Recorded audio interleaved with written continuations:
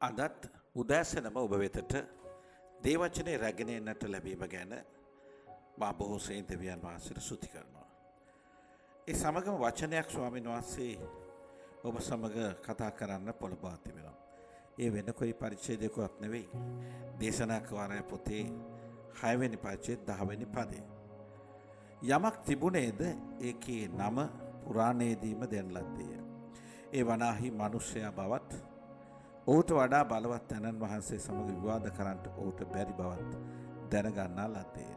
මේ බයිබල් පදයේ තරමක් තේරුම් ගන්නට හරි අපහසුයි. යමක් තිබුණේද ඒකේ නම පුරාණයේදීම දෙන ලද්දේය.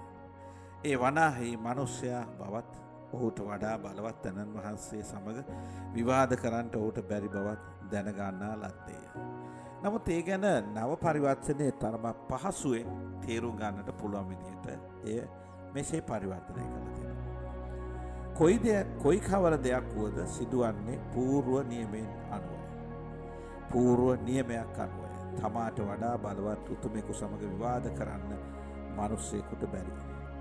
මිනිසයා පිළිබඳව සිදුවෙන හැම දෙයක්ම සිදුවෙන්නේ ඔහු පිළිබඳ සැලසුම් කරපු දෙවියන් වහන්සේගේ නියමයන්ට අනුවයි.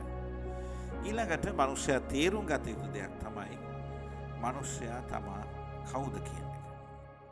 තමාට වඩා උතුමෙක් එහෙම නැත්නම් දෙවියන් වහන්සේ සමග වාද කරන්නට කිසිසේත්ම ඔහුට හැකියාවක් නැහැ.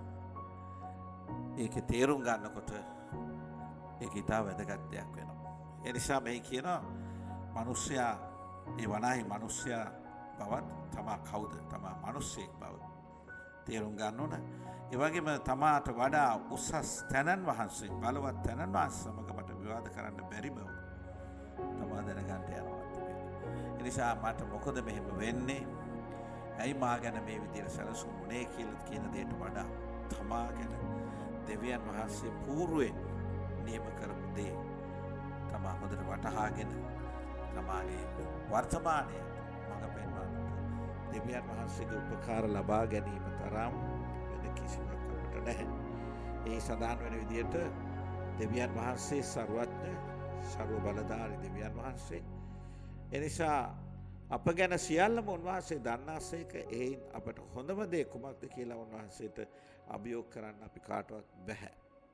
එනිසා අනාගතයේ විසින් ගෙන එනු ලබන සියලු දේ තමාගේ ජීවිතයට සැලසුම් කරන්න දෙවියන් වහන්සේ බව තේරුම් අරගෙන උන්වහන්සේට ගරුබිය දැක්වීම අපි හැමගේම යහපත් වූ දෙයක්. ඒ නිසා ඔබ ගැන දන්නා වූ දෙවියන් වහන්සේට ඇලුම් ජීවත් වෙන්න. කිසි දෙයක් පාරට්ටු කරගන්න එපා. ඒ සැලසුම් කරපු දෙවිඳුන් එක්ක ගමන් කරන්න. එවිට ඔබට හැම දෙයක්ම ඊටම පිළිවෙලකට යහපත්ව ඔබගේ ඉරණම තුල ක්‍රියා කරાવી.